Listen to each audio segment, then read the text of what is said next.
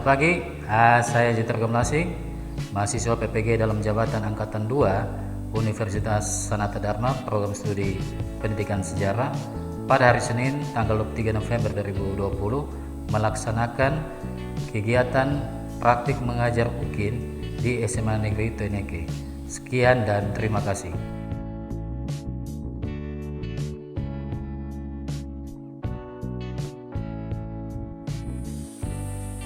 Ya, hormat. Ya, silakan duduk semua anak-anak. Ya baik anak-anak, kita bertemu di hari Senin di pagi hari ini. Sebelum kita memulai aktivitas pembelajaran kita, patutlah kita bersyukur kepada Tuhan. Oleh karena itu, minta daripada kalian satu orang untuk pimpin kita dalam doa. Jadi baik, sebelum kita mulai dengan kegiatan belajar mengajar pada hari ini, di sini izinkanlah saya berdoa menurut kepercayaan saya dan yang lain menyusulkan. Berdoa mulai. Berdoa selesai. Ya, terima kasih sudah memimpin kita dalam doa. Anak-anak sekalian, sebelum kita memulai pembelajaran kita, Pak mau kalian untuk menyanyi lagu kebangsaan Indonesia Raya. Bisa tidak? Oke, kalau begitu satu orang pimpin supaya bisa palu di depan untuk kita bisa menyanyi semua. Silakan. Oke, Dini silakan.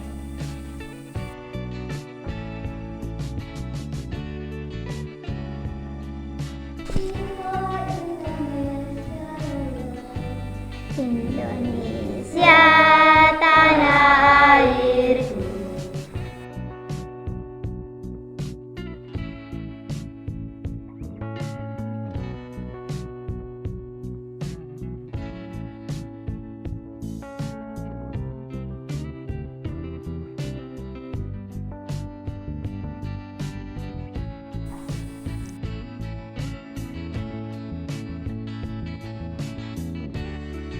Oke anak-anak sekalian, ketua kelas di mana?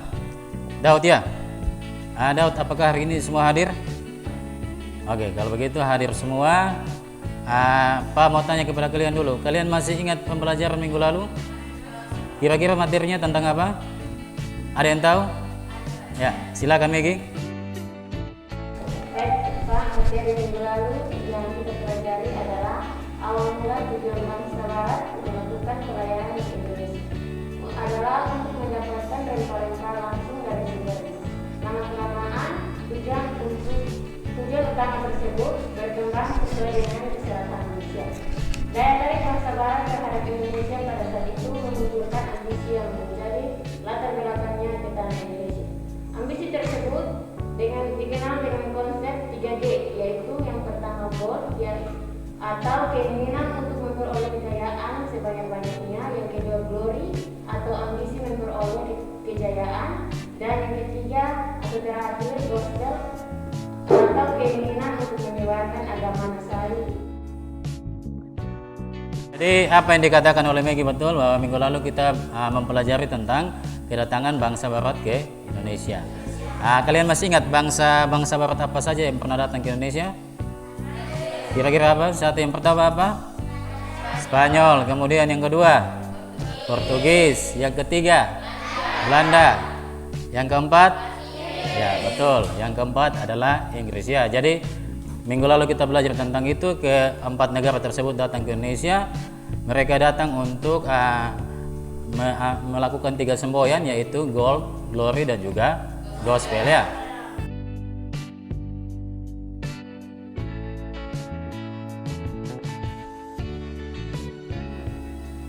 Oke anak-anak sekalian, silakan kalian perhatikan tampilan PowerPoint di depan yang Pak sudah tampilkan. Hari ini materi kita adalah tentang dampak penjajahan bangsa Eropa dalam bidang politik dan ekonomi di Indonesia ya. Kalau dampak itu kita artikan sebagai akibat ya. Bahasa lainnya adalah akibat.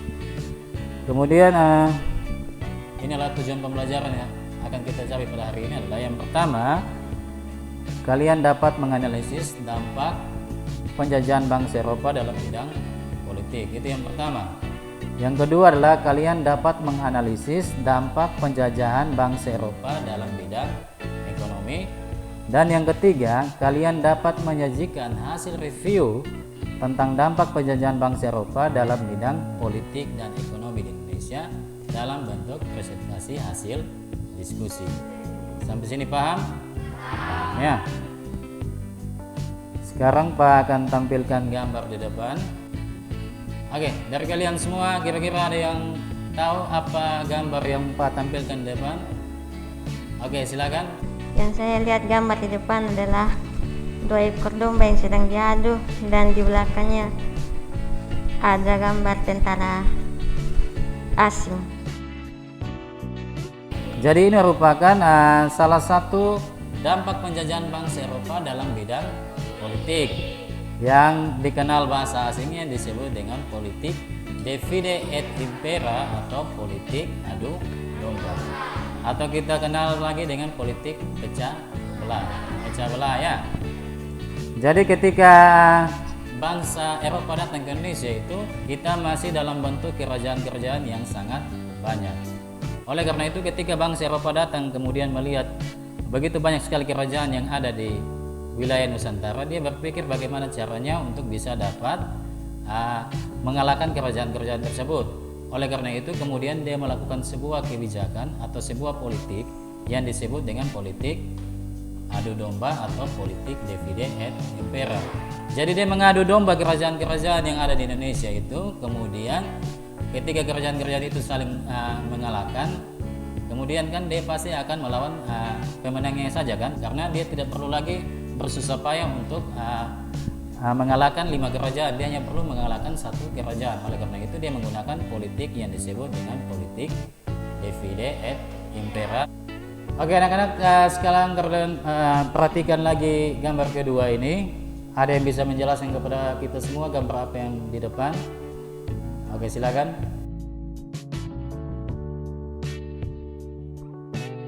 Gambar yang di depan adalah seorang pribumi yang sedang bekerja di kebun dan seorang asing yang sedang mengawasi.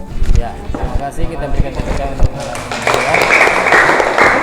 Jadi apa yang teman kalian sebutkan di depan tadi betul, bahwa gambar yang di depan adalah seorang pribumi yang sedang bekerja dan juga seorang asing atau pria asing yang sedang mengawasi ya. Ini merupakan salah satu dampak penjajahan bangsa Eropa di bidang ekonomi. Ini kita kenal dengan sistem tanam paksa. Jadi kalau sistem tanam paksa itu bahasa asingnya adalah Kulturstelsel ya. Itu dilaksanakan di tahun 1830 oleh orang Belanda yang bernama Johannes van den Bos. Paham? Kemudian pengertian tanam paksa adalah sebuah kebijakan yang memaksa penduduk Hindia Belanda untuk menanam tanaman komoditas ekspor. Kemudian tanaman-tanaman tersebut harus dijual kepada pihak Belanda dengan harga yang sudah ditentukan oleh orang Belanda. Program ini bertujuan untuk menghasilkan uang bagi negara Belanda demi mendukung kolonialisme di Hindia Belanda dan kemakmuran masyarakatnya. Dengan uang yang banyak ini pemerintah Belanda dapat membayar hutang luar negerinya.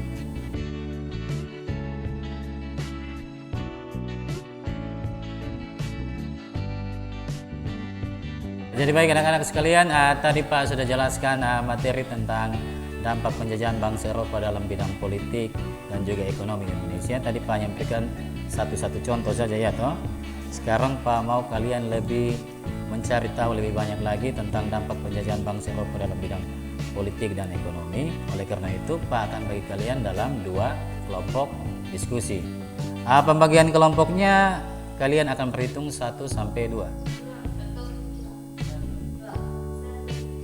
Ya, sekarang yang dapat nomor 1 silakan angkat tangan. Lihat teman kalian semua.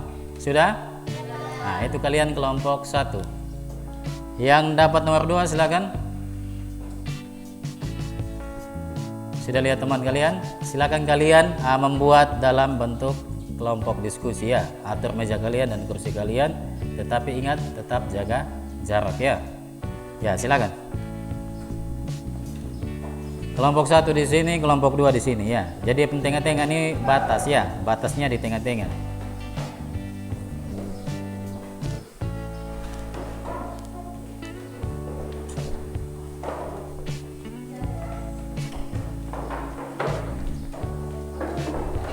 Ya, nanti Pak akan bagikan LKPD buat setiap kelompok ya.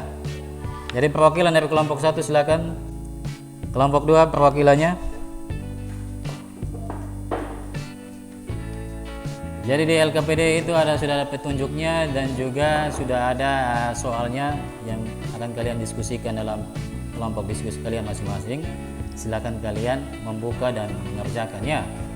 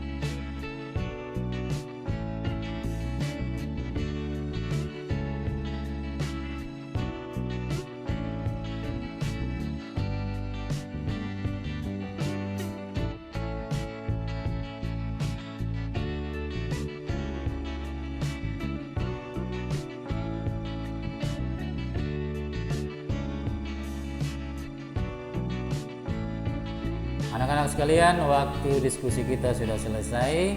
Sekarang tiba saatnya untuk kita melakukan presentasi hasil diskusi kelompok ya. Oleh karena itu yang dimulai yang pertama adalah kelompok 1, perwakilannya Pak, persilakan. Terima kasih atas waktu dan kesempatan yang diberikan kepada saya. Saya ingin membacakan hasil diskusi dari kelompok 1.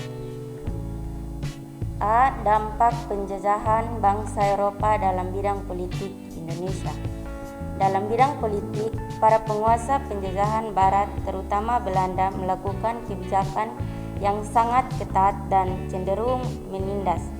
Pemerintah kolonial menjalankan politik memecah belah atau divide et impera. Tidak hanya politik memecah belah, tetapi juga disertai dengan tipu muslihat yang cenderung mengalahkan segala cara sehingga melanggar norma-norma kemanusiaan. Misalnya penangkapan Pangeran Diponegoro, pura-pura diajak berunding tetapi malah dibunuh. Pembunuhan Sultan Haidrun secara politik. Martabat rakyat Indonesia jatuh dan jadi tidak berdaulat. Perlu disadari bahwa masa sebelum penjajahan dan belum terjadi intervensi politik para penguasa kolonial berkembang sistem kerajaan.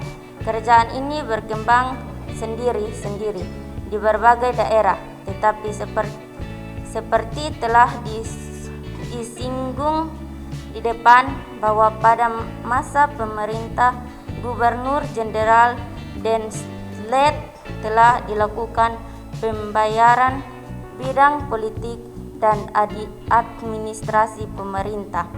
Dan Slade telah membagi wilayah kekuasaan kolonial Belanda di Indonesia, Hindia Belanda di Jawa dibagi menjadi 9 prefektur dan terbagi dalam 30 registral kabupaten.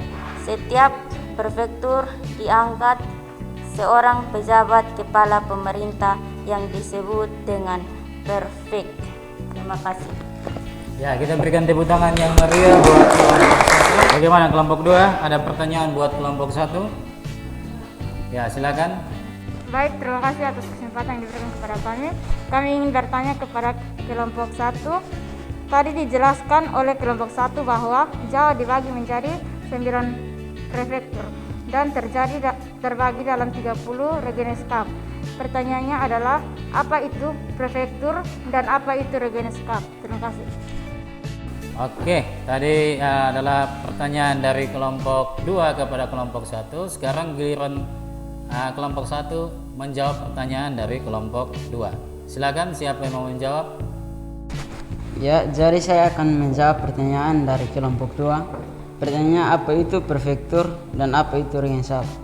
Prefektur adalah provinsi, sedangkan Regenskap adalah kabupaten. Paham ya, jadi pertanyaan kalian tadi apa itu prefektur? Jadi prefektur itu sekarang kita kenal sebagai provinsi, sedangkan Regenskap adalah kabupaten. Kita berikan tepuk tangan ulang lagi kepada kelompok 1. Sekarang tiba saatnya untuk kelompok 2 untuk mempresentasikan hasil diskusi kelompoknya. Oleh karena itu, waktu dan kesempatan Pak berikan kepada perwakilan kelompok 2. Silakan. Terima kasih atas waktu dan kesempatan yang saya peroleh untuk membacakan hasil diskusi kami. Bagian B, dampak penjajahan bangsa Eropa dalam bidang ekonomi di Indonesia. Pada masa pemerintahan Daendels, perubahan sistem pemerintahan telah membawa pada perubahan sistem perekonomian tradisional. Dalam sistem modern, tanah-tanah milik raja berubah statusnya menjadi tanah milik pemerintah kolonial. Dalam masa pemerintahan kolonial, mencari uang dan mengumpulkan kekayaan menjadi tujuan utama. Uang dan kekayaan mereka kumpulkan untuk membiayai keperluan pemerintahan yang sedang berlangsung saat itu. Untuk mendapatkan uang, pemerintah kolonial memperolehnya dari penjual hasil bumi dari para petani berupa pajak. Petani pun harus menjual hasil bumi dengan harga yang telah ditetapkan. Groot Postweg atau jalan raya pos yang menghubungkan Anyer sampai Panarukan dibuka pada masa Daendels memerintah Hindia Belanda. Jalan itu dibangun hampir di seluruh Pulau Jawa sebagai sarana pertahanan untuk menghadapi Inggris. Jalan yang dibangun itu menembus sebagian hutan dan gunung untuk menghindari rawa-rawa antara Jakarta dan Cirebon. Pembangun jalan itu terkait dengan masalah politik yang sedang menimpa pemerintah seperti masalah keuangan, ancaman Inggris, pemberontakan Banten dan Cirebon, serta banyak musuh-musuh. Ya, kita berikan tepuk tangan buat kelompok 2. Sekarang bagaimana kelompok 1? Ada pertanyaan buat kelompok 2? Oke, silakan. Terima kasih atas waktu dan kesempatan yang dipercayakan kepada kami kelompok 1 untuk bertanya kepada kelompok 2. Tadi dijelaskan tentang dampak penjajahan bangsa Eropa dalam ekonomi di Indonesia. Pertanyaan, apa tujuan dibangunnya Jalan Anyer sampai Penarukan oleh Daendels? Terima kasih. Oke, kelompok 2 silakan yang bertugas untuk menjawab pertanyaan dari kelompok 1, silakan. Baik, terima kasih atas waktu dan kesempatan yang diberikan kepada kami untuk menjawab pertanyaan dari kelompok 1. Pertanyaan, apa tujuan dibangunnya Jalan Anyer sampai Panarukan oleh Daendels? Karena jalan ini dibangun sebagai sarana pertahanan untuk menghadapi Inggris. Jalan yang dibangun itu menembus sebagian hutan dan gunung untuk menghindari rawa-rawa antara Jakarta dan Cirebon. Oke, bagaimana kelompok 1? Sudah paham? Ya, jadi tadi Jalan Anyer dan Panarukan itu dibangun oleh Daendels untuk menghalau kedatangan bangsa Inggris ke Indonesia ya. Ya, jadi kita punya diskusi kelompok sudah selesai. Mari kita berikan tepuk tangan yang meriah.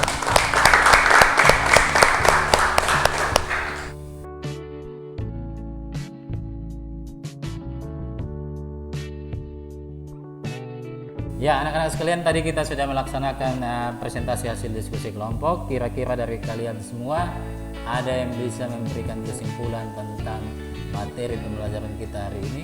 Oke, silakan Dini. Jadi baik, saya akan menyimpulkan materi kita pada hari ini. Yang pertama, dalam bidang politik. adanya politik divide et impera atau politik memecah belah. Yang kedua, Jawa dibagi menjadi 9 prefektur atau provinsi dan terbagi dalam 30 regensap atau kabupaten. Yang kedua, dalam bidang ekonomi. Dalam bidang ekonomi, tanah-tanah milik raja berubah statusnya menjadi tanah milik pemerintah kolonial. Yang kedua, Grote Postweg atau jalan raya pos yang menghubungkan Anyer sampai Penarukan dibuka pada masa Dendels, pemerintah Hindia Belanda. Jalan itu dibangun hampir di seluruh Pulau Jawa sebagai sarana pertahanan untuk menghadapi Inggris.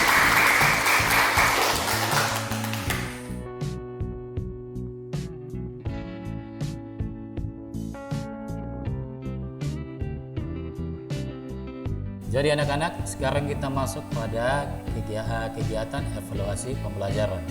Oleh karena itu, Pak akan membagikan kepada kalian satu orang satu soal, bentuknya pilihan ganda, ada 10 nomor. Silakan kalian mengerjakan sendiri-sendiri, jangan mencontek, ingat baik-baik ya. Kemudian diisi saja pilihan ganda ya, jadi isiannya A sampai option E. Kalian pilih jawaban yang menurut kalian paling baik. Paham? Oke, sekarang Pak bagi kepada kalian.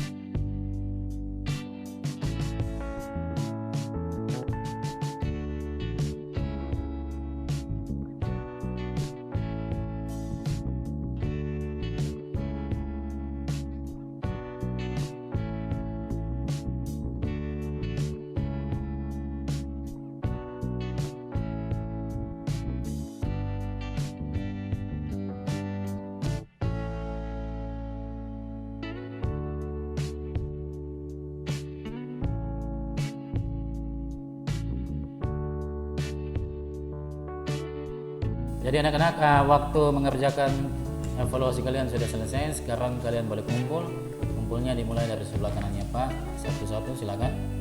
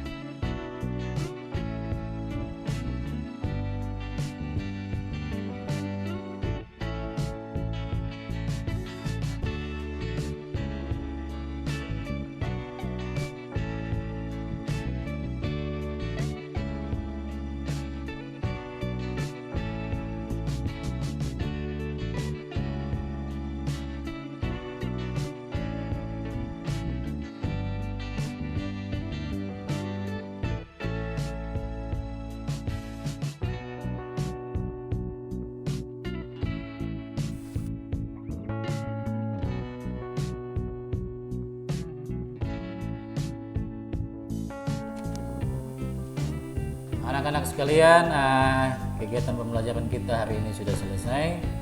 Kita akan memberikan refleksi tentang materi kita hari ini, bahwa dalam dampak penjajahan bangsa Eropa dalam bidang politik dan ekonomi ternyata ada hal positif dan juga hal negatif.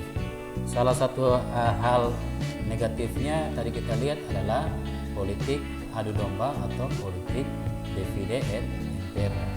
Jadi politik itulah yang akhirnya pada saat itu memecah belah bangsa kita. Oleh karena itu, kalian generasi sekarang harapkan bahwa walaupun kita berbeda suku, ras, dan agama, tapi tetap kita satu Indonesia. Paham ya? Oleh karena itu kita tetap menjaga keutuhan Negara Kesatuan Republik Indonesia dengan landasan Pancasila ya, sebagai landasannya atau sebagai dasarnya. Kemudian kalau dalam itu yang negatif, kalau dalam hal yang positif, tadi kita lihat dalam hal ekonomi itu kita pada saat bangsa Eropa datang ternyata mereka membuat jalan anyar sampai ke Panarukan. Dan hari ini kita masih bisa melihat jalan tersebut dan kita gunakan sampai hari ini. Artinya walaupun banyak orang yang meninggal pada saat pembuatan jalan tersebut, tapi hasilnya masih sampai saat ini kita dapat rasakan. Sampai generasi kalian saat ini kalian bisa melihat jalan anyar sampai ke Panarukan. Jadi merupakan salah satu hal yang positif ya, yang ditinggalkan oleh bangsa Eropa kepada kita bangsa Indonesia.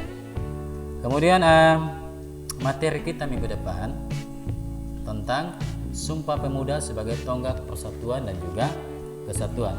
Itu materi kita minggu depan yang akan kita pelajari. Kemudian ada pekerjaan rumah buat kalian di dalam LKPD tadi yang Pak bagikan. Di tugas 2 itu ada 5 soal uraian. Ini merupakan soal yang kalian akan kerjakan di rumah kalian masing-masing. Minggu depan Pak akan periksa ya. Oleh karena itu kalian semua yang hari ini hadir, usahakan minggu depan mengumpulkan hasil pekerjaan rumah kalian yang 5 nomor yang ada di LKPD tersebut. Paham?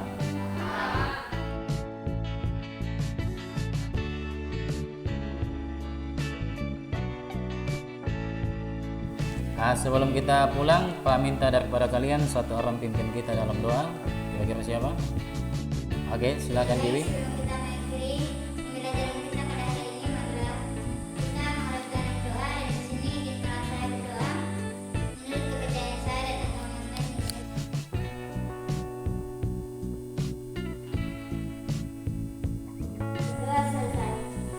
Ya, terima kasih Dini sudah memimpin kita dalam doa. Siap, hormat. Sampai bertemu minggu depan ya.